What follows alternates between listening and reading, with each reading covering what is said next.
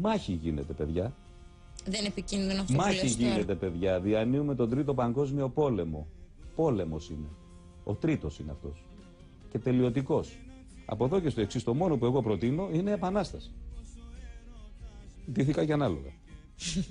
Δεν είναι λίγο επικίνδυνο αυτό που λες? Δεν είναι επικίνδυνο που μας απαυτώνει στο σπίτι, κυριολεκτικά όμως? Έχεις αισθανθεί ποτέ με όλα αυτά που λες Το κόστος. και το κόστος, και μήπως κάποιοι πούν είναι γραφικός ο Νότης κάθε φορά? Ποιος τους μωρέ αυτούς τώρα που θα πούνε? Είμαι γραφικός εγώ. Εγώ είμαι γραφικός. Κατάλαβες πώς το λέω? Πρόβατα ξυπνάτε, η σειρά σας έφτασε. Εγώ είμαι γραφικός. Ναι. Εγώ είμαι θυμωμένος, εξοργισμένος, όχι αγανακτισμένος απλά.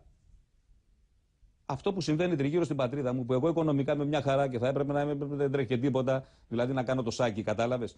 Δεν κάνω το σάκι, κάνω τον νότι. Τι σημαίνει να κάνω το σάκι? Αυτό που λέω σημαίνει. Κάνεις μία δήλωση, μένω λίγο σε αυτό το της αντίδρασης, και είπες για το χαράτσο ότι εγώ δεν το πληρώνω. Μα τι να πληρώσω, κάτι που δεν χρωστάω?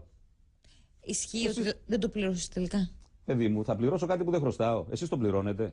Θα το πληρώσω τώρα, μόρθε. Κατάλαβες τι κάνεις? Τι να κάνω, πώς θα το πληρώσω? Είσαι ασθενής, δεν σου κόβουν κανένα ρεύμα.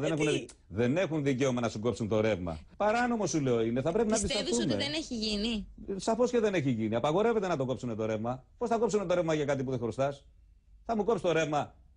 Ή θα μου κόψει εμένα το ρεύμα? Μια οικογένεια που δεν έχει χρήματα τώρα να πληρώσει το χαράτσι και ψάχνει και δεν Μα το λες μόνη το σου. ρεύμα. Μα δεν κόβουνε ρεύμα, παιδί. Δηλαδή εσύ τα έχεις και δεν το πληρώνεις. Οι άλλοι που δεν τα έχουν δεν είναι αδικία αυτό? Γλυκιά μου, δεν πρέπει να τα πληρώσουν οι άνθρωποι. Μα θα τους κόψουν το ρεύμα. Δεν κόβουνε το ρεύμα, λέμε. Απαγορεύεται να κόψουν το ρεύμα. Όποιος πάει να τους κόψει το ρεύμα, του κόψουν τα χέρια, κατάλαβες τι γίνεται? Ναι, αλλά αυτό που λες δεν υφίσταται.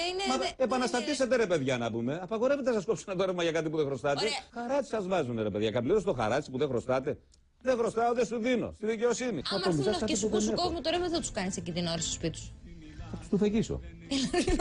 Θα τους του φεγγίσω. Και ο υπάλληλος τι σου φταίει? Θα έρθει να κόψει το ρεύμα και καταλάβει αυτό που του λέω, ότι άνθρωπε μου, μην τολμείς να κόψει το ρεύμα του σπιτιού του δικού μου, που σε στείλανε οι στημένοι για να μου κόψει το ρεύμα για να με τρομάξετε, γιατί θα σου του φεγγίσω. Εάν δεν γυρίσει να φύγει, κανονικά να μου πει και γεια σου αδελφέ, ευχαριστώ να πούμε που αντιστέκεσαι και για μένα, τι να κάνουμε τώρα?